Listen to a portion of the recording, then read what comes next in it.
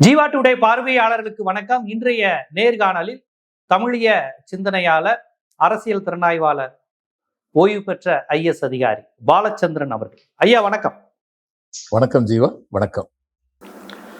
இன்றைய தலைப்புங்கிறது நம்ம மாநிலத்தின் வளர்ச்சி மற்றும் மாநிலத்தின் வளம் போன்ற பல்வேறு விஷயங்களுடன் முரண்பட்டு உடன்பட்டு விவாதிக்கக்கூடிய ஒரு விஷயமா இருக்கு. நீங்க அடிப்படையில் நிர்வாக ரீதியாகவும் உங்களுக்கு நிறைய அனுபவம் உண்டு. ஒரு தமிழ் உணர்வாளர், தமிழர் அரசியல் சார்ந்த விஷயம் தெரிந்தவருங்கிற அடிப்படையிலும் இந்த விஷயத்தை நம்ம அணுக வேண்டியது இருக்கு. பரந்தூர் விமானத்து நிலையத்துக்காக ஒரு இடம் எடுக்கிறீங்க. இது விவசாய நிலம். இதை நீங்க எடுப்பதனால் அங்கு உள்ள விவசாயிகள் வீடுகள் மாற வேண்டியது இருக்கு. நாங்கள் எடுக்க அனுமதிக்க மாட்டோங்கிற ஒரு குரூப். இன்னொரு புறம் உங்களுக்கு தெரிஞ்சிருக்கும், பூவுலகு போன்றவர்களும் எடுக்கக்கூடாது, இயற்கை இது பாதிக்கப்படும், விமான நிலையத்துக்காக எடுக்கக்கூடாது அப்படிங்கிற ஒரு விஷயம். ஸோ இது சென்னையில எடுக்கலாமா, மீனம்பாக்கத்தில் விரிவாக்கம் செய்யலாமா, மதுரை மாதிரி ராமநாதபுரம் மாதிரி பகுதிகளில் தொழில் வளத்தை முன்னேற்றிக்க ஏர்போர்ட் பண்ணிக்கலாமா அப்படின்னு ஒரு வாதம் போய்கிட்டு இருக்கையில் சட்டமன்றத்தில் இது வேறு விதமா போகுது. உங்களுக்கு என்ன G2 மாப்பிள்ளைக்கு இடம் போச்சுன்னு ஃபீல் பண்றீங்களான்னு தாவேக்கா கேட்க, லாட்ரி மருமகனுக்கு வேணும்னு நீ கேட்கிறியா அப்படிங்கிற மாதிரி மரியாதைக்குரிய முன்னாள் அமைச்சர் தங்கம் தென்னரசு கேட்க, அது ஒரு மாதிரி சூடா விவாதம் போயிருச்சு. நீங்க இதை எப்படி பாக்குறீங்க? மக்கள் இந்த பரந்தூர் விமான நிலைய விஷயத்தை எப்படி புரிஞ்சுக்கணும்? முதல்ல இந்த சட்டமன்ற விவாதத்தை பத்தி ஒரு என்னுடைய கருத்து சொல்லிடுறேன். ஒரு பக்கம் ஆதவர்ஜுனா சொல்லியிருக்காரு, G2 மாப்பிள்ளைக்கு ஆக வேண்டி நீங்க இந்த விமான நிலையத்தை தொடர்ந்து நடத்தணும்னு ஆசைப்படுறீங்கன்னு.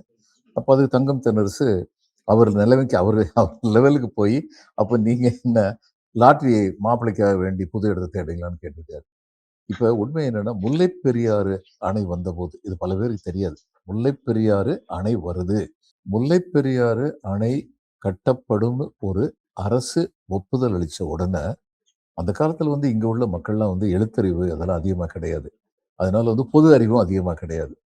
அப்ப ஏழை வாழைகளுக்கு இருந்த நிலங்களை இது எந்த இதுல வரும், அந்த நீர்நிலை எங்க வரும்னு சொல்லி பார்த்து, அந்த நீர்நிலைக்கு அடுத்து உள்ள இடங்கள் வசதியானவங்க, விவரம் தெரிஞ்சவங்க வாங்கிட்டாங்க.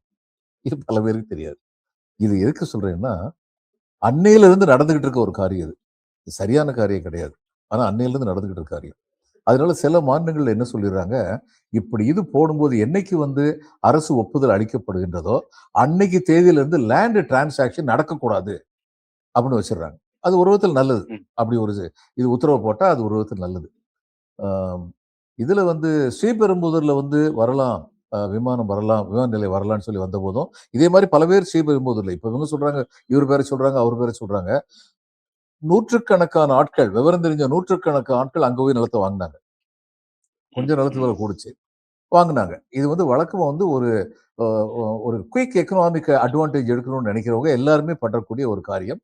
அது நான் ஏற்கனவே சொல்லிட்டேன். இதுக்கு தீர்வு என்னன்னா, அப்படி ஒரு பாலிசி டெசிஷன் எடுக்கும் போதே land transactions are not allowed from this date அப்படின்னு சொல்லி அவங்க ஒரு இதை உத்தரவு போட்டாங்கன்னா, இந்த மாதிரிப்பட்ட இது டிமாண்டு அல்லது குற்றச்சாட்டுகள் எழாம இருக்கலாம். சரி, இது ஒரு பக்கம், இதை விட்டுருங்க.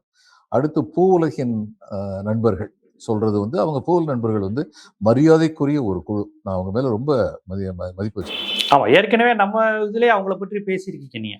ஆமா, ரொம்ப நல்லா ஃபைட் பண்றாங்கிறது. ஆனா என்னுடைய கேள்வி, நம்ம சொந்தமா ஒரு வீடு கட்டுறோம்ல, அந்த வீட்டுக்கு கான்கிரீட், சிமெண்ட் இதெல்லாம் போடுறோம்ல, அதுல என்விரான்மெண்டல் டேமேஜ் பண்றோம்.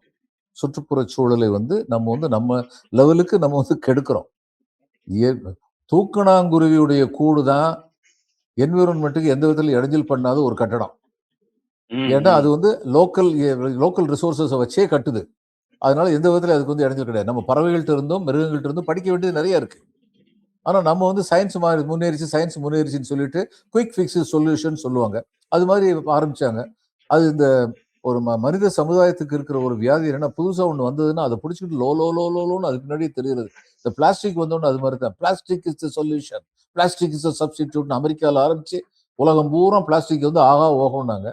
அடுத்தது ஒருத்தர் சொன்னாரு, அப்ப பிளாஸ்டிக் ஒரு சின்ன தூள் பூமிக்குள்ள விழுந்துச்சுன்னா அது பல 100 ஆண்டுகளுக்கு அது சிதையாது, அது டிஸ்இன்டெகிரேட் ஆகாது. அது எந்த அளவுக்கு பூமி வளத்தை பாதிக்கிறோமோ உடனே இன்னொரு பெரிய இது பிரச்சனை, போராட்டம் வந்துச்சு. பேன் பிளாஸ்டிக்னு சொல்லி. இது மாதிரி ஒரு பைத்தியக்காரத்தனமாக ஒரு பின்விளைவுகளை பற்றி ஆராயாம சயின்ஸ்ன்னு சொல்லி ஏதாவது ஒன்று வந்ததுன்னா உடனடியாக அதை பிடிச்சிக்கிறதுக்கு ஒரு டெண்டன்சி வந்து மக்கள்கிட்ட, அது தமிழ்நாட்டு மக்கள்கிட்ட மட்டுமில்லை, இந்திய நாட்டு மக்கள்கிட்ட மட்டும் இல்லை, உலக மக்கள்கிட்ட இது ரொம்ப அதிகமா இருக்கு. அதனால எக்ஸ்ட்ரீமிஸ்ட் ரியாக்ஷன் வருது. இந்த பூவுலகின் நண்பர்கள் இங்க சொல்ற மாதிரி ஐரோப்பாவிலையும் அமெரிக்காவிலும் சரி, அந்த இயற்கை சுற்றுச்சூழலை காப்பாற்ற நினைக்கிறவங்க no development, no environmental destruction in the name of development அப்படின்னு சொல்லி அவங்க ரொம்ப தீவிரமா வந்து இருக்காங்க. இப்ப இந்த 2 குரூப்புமே இருக்கு. ஆனா பூவுலக நண்பர்கள்ட்ட வந்து நான் இந்த விஷயத்துல, இந்த பரந்தூர் விமான நிலைய விஷயத்துல அவங்ககிட்ட இருந்து நான் மாறுபடுறேன். ஏன்னா நம்ம வந்து we are not living in isolation. நம்ம தன்னந்தனியாக வாழவில்லை. உலகத்துடைய பொருளாதாரம்ங்கிறது இந்த குளோப் ஹஸ் பிகம் எ வில்லேஜ்னு சொல்றாங்கல்ல, அது மாதிரி உலகம் ரொம்ப சுருங்கிருச்சு. இங்க வந்து ஹோர்மூஸ் இதை வந்து நிப்பாட்டிட்டாங்கன்னா, கப்பல் வர்றதை நிப்பாட்டிட்டாங்கன்னா, அதன் காரணமா என்னென்ன விலையெல்லாம் ஏறுதுன்னு சொல்லி பாருங்க. இது உலகம் பூரா வந்து அந்த இம்பாக்ட் வந்து இருக்கு. இது ஃபெர்டிலைசர் போய் சேரல, அதனால பிரெட் விலை ஏறுது. சமயத்தில் ஒருத்தர் ஐரோப்பாவில் பிரெட் விலை ஏறுதுங்கிறத பத்தி ரொம்ப கவலையோடு எழுதியிருக்காரு. அப்ப இன்னைக்கு வந்து நம்ம வந்து ஒரு பேலன்ஸுக்கு வரணும். அதாவது முடிஞ்ச மட்டும் சுற்றுப்புற சூழலை பாதுகாப்பதற்கு உண்மையான முயற்சிகளை மேற்கொள்ள வேண்டும். அதே சமயம் உலகத்துடைய பொருளாதாரத்துக்கு நம்ம பின்தங்கி போயிடக்கூடாது. இந்த ரெண்டையுமே வந்து பேலன்ஸ் பண்ண வேண்டிய கட்டாயத்துல வந்து நம்ம வந்து இருக்கிறோம். இவங்க வந்து பூவுலக நண்பர்கள் சொல்றாங்க, நீங்க ஏன் திருச்சிக்கு போகக்கூடாதுங்கிறாங்க, சேலத்துக்கு போகக்கூடாதுன்னு கேட்கறாங்க. அப்ப அங்க வந்து என்விரான்மெண்டல் ரெஸ்ட்ரிக்ஷன் வராதா? அங்கேயும் வரத்தான் போகுது. இது வந்து இப்ப ஏன் இதை விட்டா நமக்கு வேற வழி இல்லைன்னு சொல்றோம்னா, இந்த சரக்கு கையாளுவதிலும் சரி, பயணிகள் வருவதிலும் சரி, இந்த ரெண்டையும் சேர்த்து வச்சு பார்க்கும்போது இந்தியாவில் உள்ள ஏர்போர்ட்ஸ்ல வந்து 3வது ஏர்போர்ட்டா சென்னை வந்து இருந்தது. இன்னைக்கு வந்து அது 5வது ஏர்போர்ட்டா போயிருக்கு. 4வது 5வது இடத்துல பெங்களூரும் ஹைதராபாடும் வந்துட்டாங்க. இப்ப இதனால என்ன பெரிய நஷ்டமா அப்படின்னு சொல்லி நீங்க கேட்டீங்கன்னா, என்ன நஷ்டங்கிறதுக்கு சின்ன சின்ன உதாரணங்கள் நான் வந்து கொடுக்குறேன். இப்போ இந்த மாதிரி வந்து ஃபுட்ஃபால்னு சொல்லுவாங்க. அதாவது பயணிகள் இங்க வர்றது ஃபுட்ஃபால், அவங்களுடைய கால் தடம் இங்கு பதிக்கப்படுகின்றது. அந்த ஃபுட்ஃபாலை வந்து கால்குலேட் பண்ணுவாங்க. அதான் சொல்றாங்க 3 கோடி பேரு, 30 கோடி பேரு இது மாதிரிலாம் இங்க வர முடியும்னு சொல்றாங்களே. அது ஒரு கேள்வி கூட எழுப்புனாங்க. 10 கோடி பேரை இது வந்து கிளியர் பண்ணும்னு சொல்லி சொன்னா தமிழ்நாட்டுடைய பாப்புலேஷன் எவ்வளவு இருக்குன்னு ஒரு கேள்வியில எழுப்பப்பட்டது. ஆனா இது தமிழ்நாடு பாப்புலேஷன் சம்மந்தப்பட்டது மட்டும் இல்ல. ஃபுட்பால்னு சொல்றது வெளிநாட்டில இருந்து வர சுற்றுலா பயணிகள், வெளி மாநிலங்களிலிருந்து இருந்து வர சுற்றுலா பயணிகள், நம்ம இதுலயே வந்து மோர் தென் ஒன்ஸ் வர்றது. ஃபுட்பால்ங்கிறது 5 தடவை ஒருத்தர் வந்தாருன்னா 5 பயணின்னு சொல்லி அவருக்கு கால்குலேஷன் ஆகும். இது மாதிரிப்பட்ட இதெல்லாம் சொல்லி பார்க்கும்போது அவங்க இங்க வரும்போது, சுற்றுலா பயணிகள் இங்க வரும்பொழுது அது வெறுமனே சென்னையில வந்து கால் தடம் பதிக்கல. அவங்க தமிழ்நாடு பூரா போறாங்க. நமக்கு அவங்க செலவழிக்கிறாங்க இங்க வந்து. அதனால நம்முடைய பொருளாதாரத்துக்கு வந்து அது பெரிய ஒரு வளர்ச்சிக்கான ஒரு தூண்டுகோலா இருக்கு. அதே மாதிரி இங்க வந்து உங்களுக்கு வந்து இந்த குட்ஸ் எக்ஸ்போர்ட் இது வந்து ஈஸியா இருந்ததுன்னா, ரொம்ப விரைவாக நடத்த முடிகிற அளவுக்கு நமக்கு கெப்பாசிட்டி இருந்ததுன்னா, எலக்ட்ரானிக் ஐட்டம்ஸ் மட்டும் இல்ல, ஹார்ட்வேர் ஐட்டம்ஸ் எல்லாமே வந்து இங்க இருந்து ஏற்றுமதி ஆகக்கூடிய வாய்ப்புகள் வந்து அதிகமா இருக்கும். இப்ப ஹோசூர்ல வந்து வந்து ஏன்னா ஹோர்சூர் வந்துருச்சுன்னா, ஏர்போர்ட் வந்துருச்சுன்னா, நான் இப்ப சவுத் பெங்களூர்ல இருக்கேன். நான் சவுத் பெங்களூர் வந்து ஏர்போர்ட்டுக்கு பெங்களூர் ஏர்போர்ட்டுக்கு போறதுக்கு எனக்கு ஒரு காலையில 8 மணில இருந்து நைட்டு 9 மணி வரைக்கும் ஏர்போர்ட்டுக்கு போறதுக்கோ அல்லது ஏர்போர்ட்ல இருந்து வர்றதுக்கோ எனக்கு 2 மணி 2:30 மணி நேரம் ஆகுது. காலைல 6 மணிக்கு 1 மணி நேரம் தான் ஆகும். ஆனா 8 மணிக்கு மேலனா சரி எனக்கு 1:30 மணில இருந்து 2:30 மணி நேரம் ஆகுது. இப்ப ஹோசூர்ல ஏர்போர்ட் வந்துருச்சுன்னா, நான் பேசாம ஹோசூர் ஏர்போர்ட்டுக்கு போயிடுவேன். பக்கத்துல இருக்கு. அப்ப அவங்க அதை உணர்றாங்க, இந்த இம்பாக்ட் வரும்னு சொல்லிட்டு ஹோசூரை வரவிட மாட்டேங்கிறாங்க. எத்தனையோ விதத்துல ஹோசூர் வந்து பெங்களூருக்கும் உதவியா இருக்கும். ஏன்னா பெங்களூருடைய சாஃப்ட்வேர் இண்டஸ்ட்ரீஸ் எல்லாருக்குமே ஹோசூர் வந்து ஒரு இண்டஸ்ட்ரியல் பெல்ட் ஆயிடுச்சு என்னைக்கும். பெங்களூருக்குமே உதவியா இருக்கும் அது. பெங்களூருக்கு உதவியா இருக்கும். ஆனா அவங்க பெங்களூர் பணம் அங்க போயிடக்கூடாது அப்படின்னு சொல்லி ரொம்ப உறுதியா இருக்காங்க. அதே மாதிரி தான் இன்னைக்கு நீங்க இந்த ஏர்போர்ட் இங்க கொண்டு வரலன்னா, ஏற்கனவே வந்து 5வது இடத்துக்கு போனோம், நம்ம இன்னும் பின்னுக்கு தள்ளப்படுவோம். அதுல சந்தேகமே கிடையாது. அப்படி பின்னுக்கு தள்ளப்படுறதுக்கு வந்து வெறும் எக்கனாமிக் இண்டிசிஸ் இல்ல, ஒரு புள்ளி விவரம் மட்டும் கிடையாது. இதனால வந்து நம்முடைய பொருளாதாரம் வந்து பின்னுக்கு தள்ளப்படும் அப்படிங்கிறதும் உண்மை. நம்ம வந்து பல விதங்கள்ல வந்து நம்ம பொருளாதாரத்தை வந்து மேல வர்றதுக்கு எல்லாம் சேர்ந்து வச்சு இந்த ஹோல்சம் எஃபர்ட்னு சொல்லுவாங்க. பலவிதமான முயற்சிகள். பெண்கள் வந்து அதிகமாக பெண்கள் உற்பத்தியாளர்களாக வேலை பார்ப்பவர்களாக இருப்பது இந்தியாவில் வந்து தமிழ்நாட்டில் தான். இது தமிழ்நாட்டுடைய கல்வித்தரம் வந்து பல மாநிலங்களோட ஒப்பிட்டு பார்க்கும் பொழுது சிறப்பானதாக இருக்கின்றது. தமிழ்நாட்டில் வந்து உங்களுக்கு ஒருங்கிணைந்த வளர்ச்சி இருப்பதன் காரணமாக ஒரு ஜாதி மத வேறுபாடுகளை தாண்டி புத்திசாலிகள் தன் நல்ல இடத்திற்கு போக முடியும் என்ற சூழ்நிலை நிலவுகிறது. அதான் 100% இது ஒன்றும் நடக்கல. தமிழ்நாடு வந்து சொர்க்க பூமின்னு நான் சொல்ல வரல. ஆனா மத்ததோட ஒப்பிட்டு பார்க்கும்போது தமிழ்நாடு வந்து ரொம்ப ரொம்ப அதிகமான முன்னேற்றத்துல இருக்கு அப்படின்னு சந்தேகம் இல்லை. கேரளாவும் தமிழ்நாட்டும் நிச்சயமா அப்படிப்பட்ட முன்னேற்றத்தில் இருக்காங்க. இங்க வந்து நான் இதுல ஃபெட்னான்னு சொல்லிட்டு ஒரு அமைப்பு இருக்கு இதுல நம்ம அமெரிக்கால. Federation of Tamil associations of north அமெரிக்கான்னு. பல தடவை என்னை கூப்பிட்டுருக்காங்க. போன தடவை கூட கூப்பிட்டுருந்தாங்க. நியூ ஜெர்சியில் வந்து மாநாடு நடந்தது. நான் போயிருந்தேன்.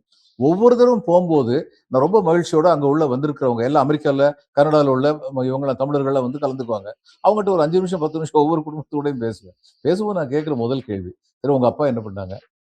உங்க தாத்தா என்ன பண்ணாங்க? இப்போ பல பேர் ஏறக்குறைய 170 விழுக்காடு தமிழர்கள் அமெரிக்காவில் இருக்கவங்க வந்து ஃபர்ஸ்ட் ஜெனரேஷன் கிராஜுவேட்ஸ். இது சாதாரணமான விஷயம்.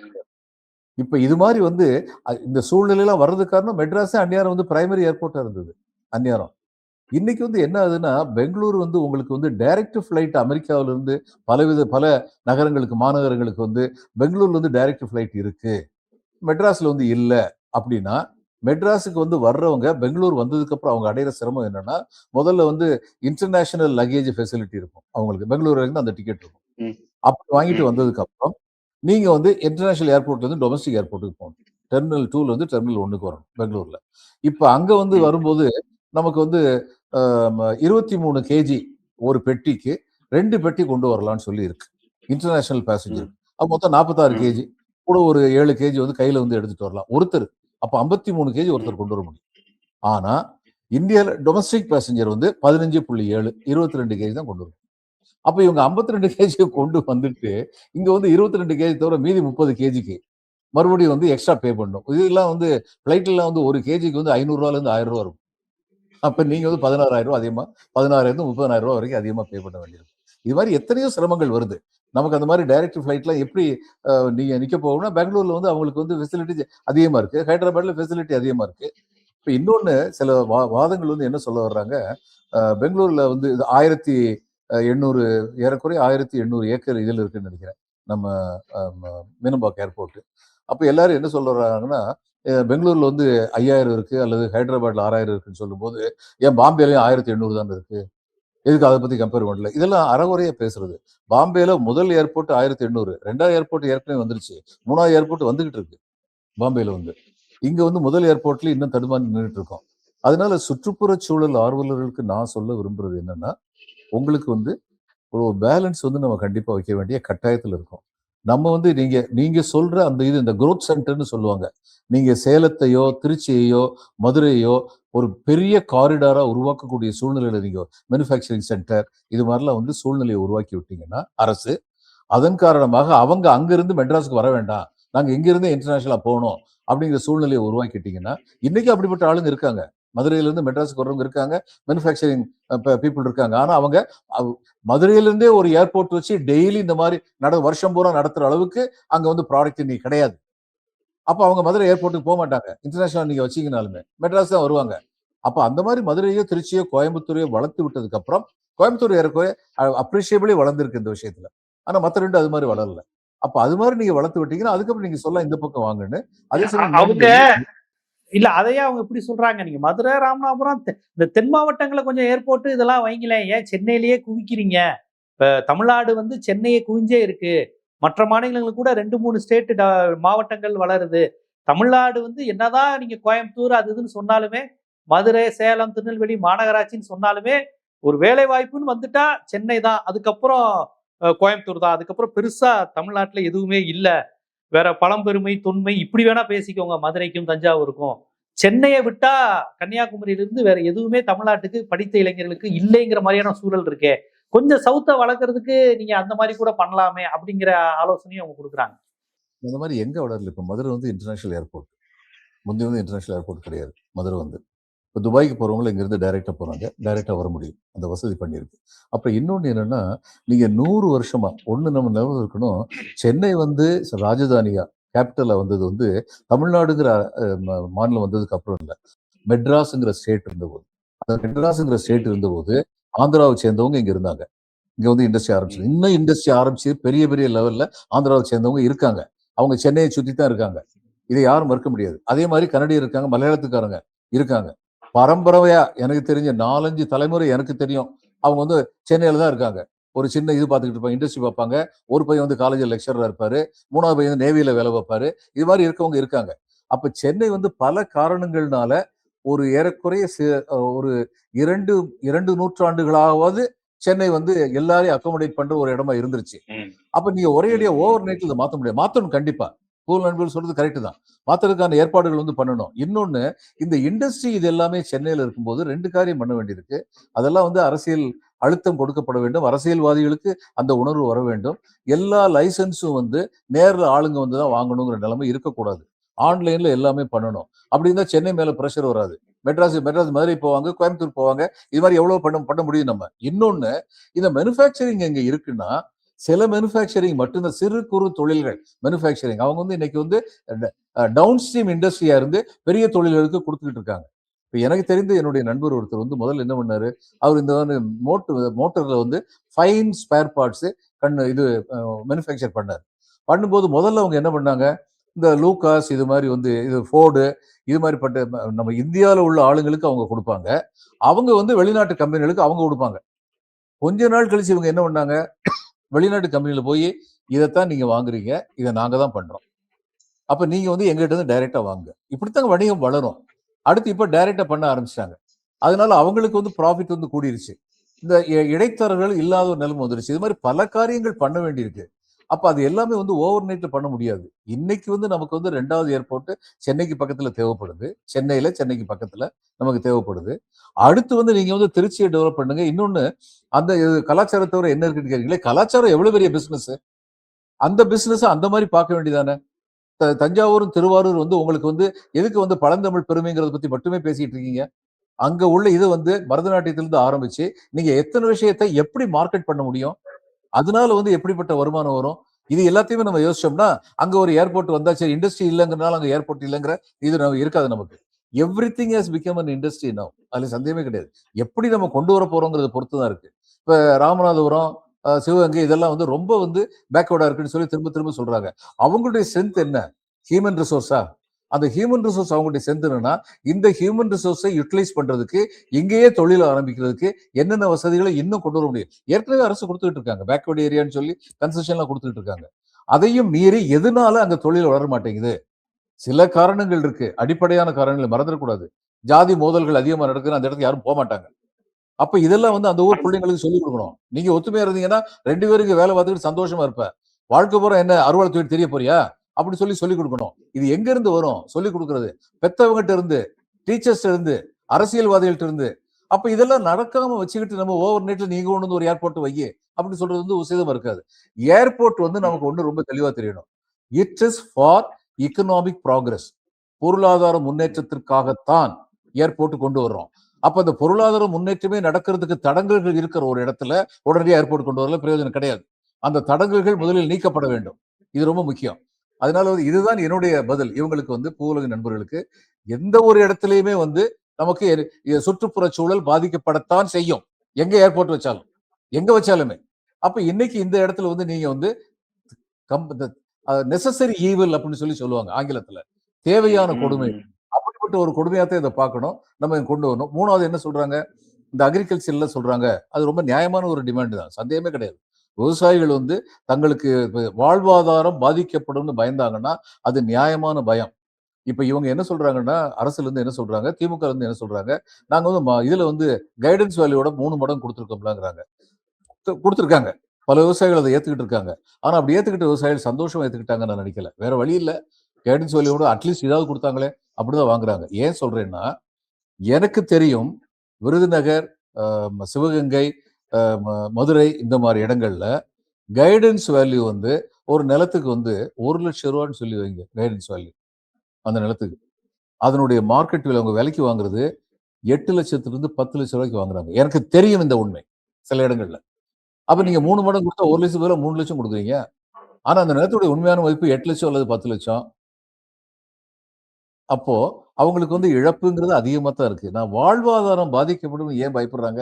அவங்களுக்கு கொடுக்குற இப்ப சைனால வந்து என்ன பண்ணாங்க, லேண்ட் அக்வயர் இது சம்பந்தமா வந்து ஒரு யூஎன் அசைன்மெண்ட்டுக்காக, வேர்ல்டு பேங்க் அசைன்மெண்ட்டுக்காக நான் போயிருந்தேன். ரொம்ப நாளைக்கு முன்னாடி 97, 98ல. அந்நேரம் வந்து சைனாவுடைய லேண்ட் அக்விசிஷன் பாலிசி எல்லாம் வந்து படிச்சோம் நாங்க. மார்க்கெட் வேல்யூட 10 மடங்கு கொடுத்தாங்க. சைனால. ம், ம். ஜனங்கள் அது மட்டும் இல்ல. 10 மடங்கு குடுத்துட்டு, இத நீ எப்படி யுட்டிலைஸ் பண்ணணும்? என்ன தொழில் பண்ணலாம்? உன் திறமை என்ன? அதுக்கு தகுந்தபடி இத பண்ணலாம். அப்படின்னு சொல்லி அந்த இதுவும் குடுத்தாங்க. அப்போ ஜனங்கள் வந்து எந்த போராட்டமும் இல்லாம வெளியேறிட்டாங்க. இன்னொரு இடத்துக்கு போனாலும் நம்ம சரியான வாழ்க்கை நடத்த முடியும்னு. இப்ப எதுக்கு எடுத்தாலும் விவசாயியை மட்டும் இளிச்சவாயன் நினைக்கக்கூடாது. எங்க பார்த்தாலும் நாட்டின் நலனுக்காகன்னு ஒரு இது ஃப்ரேஸ் ஒண்ணு வச்சிருக்காங்க. அந்த நாட்டின் நலனுக்காக முதல்ல பாதிக்கப்படுறது யாரு? விவசாயி தான்.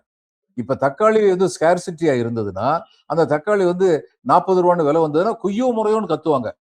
அடுத்து தக்காளி எக்கச்சக்கமா வந்தபோது, ரூ. 8 விக்கிறது பதில் கீழ வந்து கொட்டுவாங்கல்ல விவசாயி, யாரும் அத பத்தி கவலைப்பட ஆமா. மாட்டாங்க. இதான் இன்னைக்கு உள்ள நிலைமை. நமக்கு வந்து அந்த பப்ளிக் கான்ஷியஸ்னஸ் நம்ம பப்ளிக் கிடையாது. அவங்கவங்க சுயநலத்துக்கு தான் போய்கிட்டு இருக்காங்க.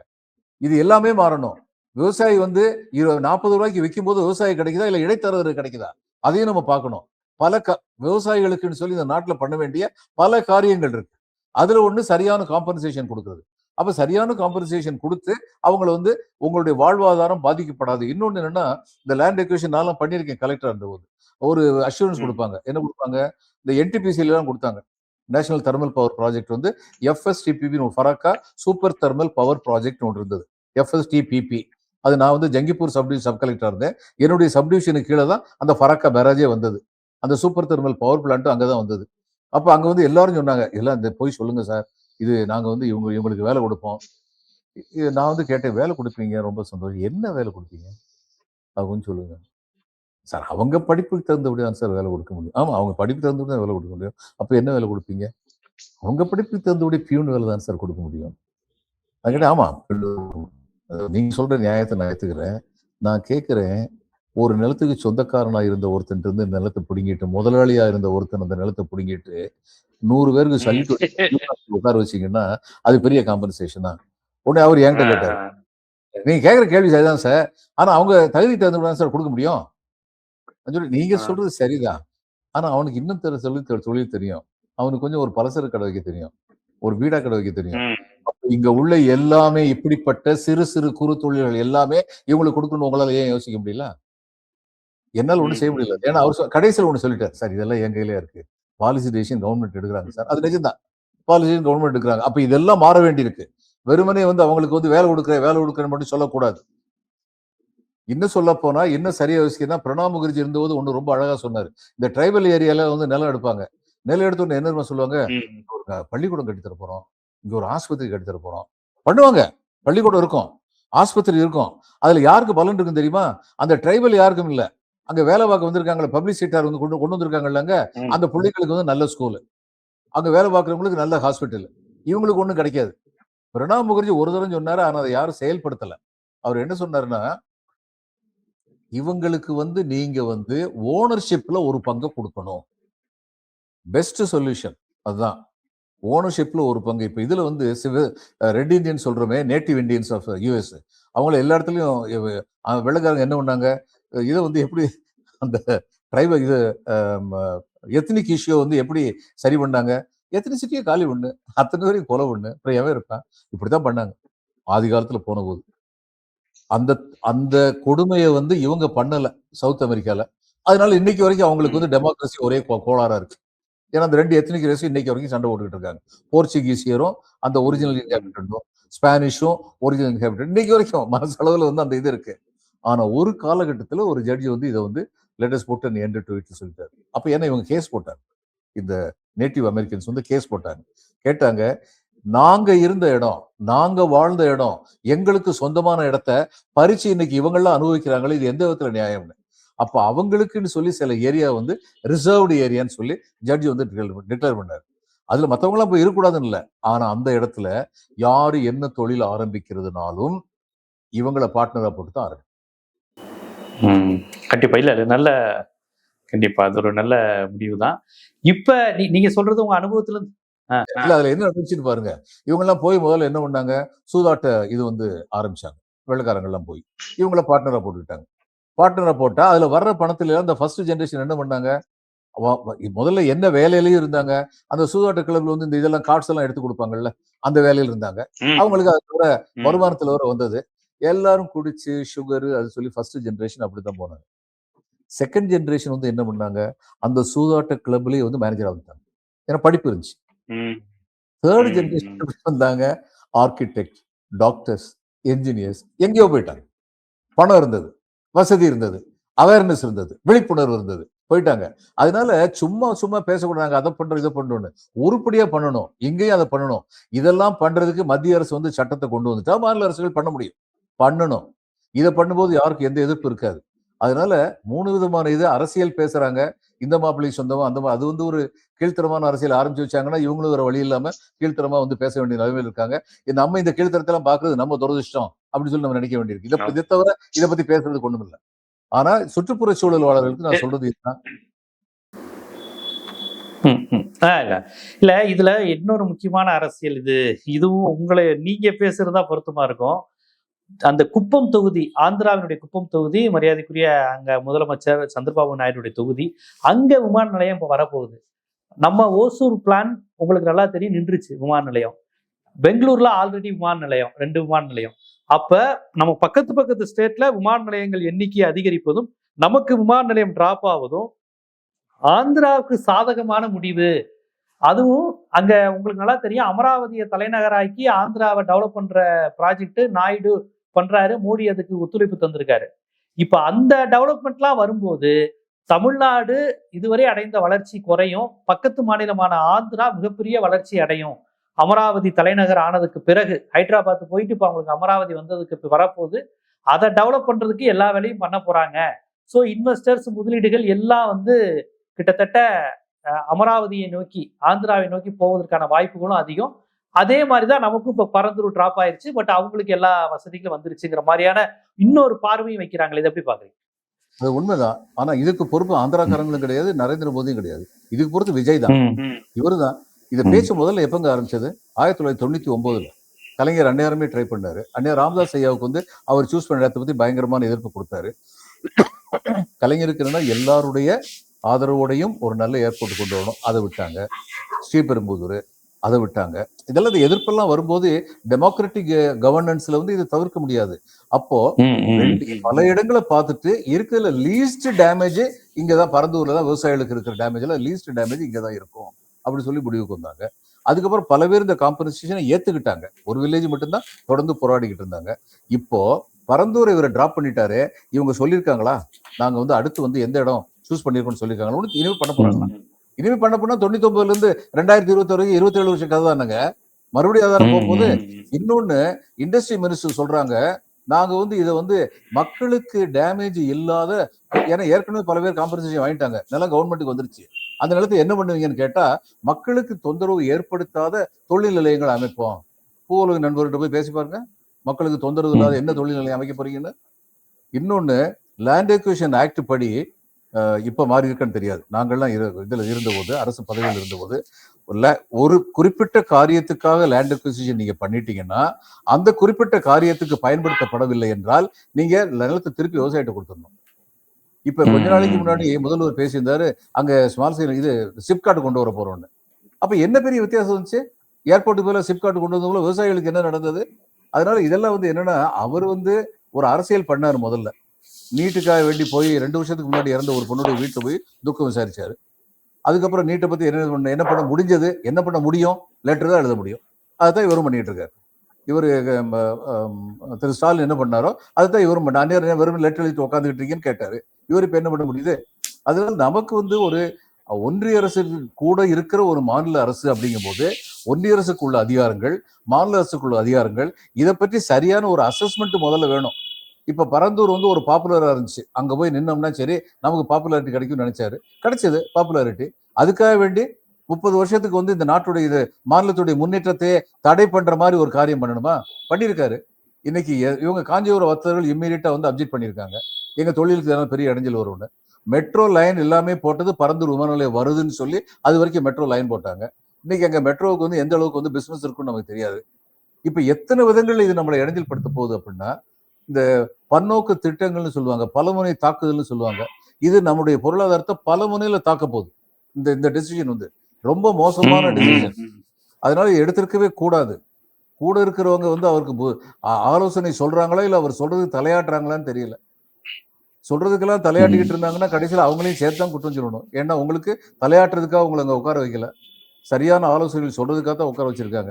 எனக்கு தெரியும் இந்த 101 அறிவிப்பு ஏதோ ஒண்ணு சொல்றாங்கல்ல, 110 110 அறிவிப்பு சொல்றாங்கல்ல. விதி ஒரு சீஃப் செக்ரட்டரி, ஏன்னா நான் ஒரு பேரை சொல்ல விரும்பல, ஒரு சீஃப் செக்ரட்டரி அவர் வந்து சொன்னாரு, அந்நேரம் இவங்க வந்து கொஞ்சம் உடல்நிலை சரியில்லாம இருந்தாங்க. முதல்வர் வந்து ஹாஸ்பிட்டல்லாம் போல, அதிகம் இது ஜெயலலிதா அம்மையார் வந்து அவ்வளவு உடல்நிலை சரியில்லை அப்படின்னு சொல்லிட்டு இருந்தாங்க. அதிகமா அவங்களால வேலைப்பழு தாங்க முடியலன்னு சொல்லிட்டு இருந்தாங்க.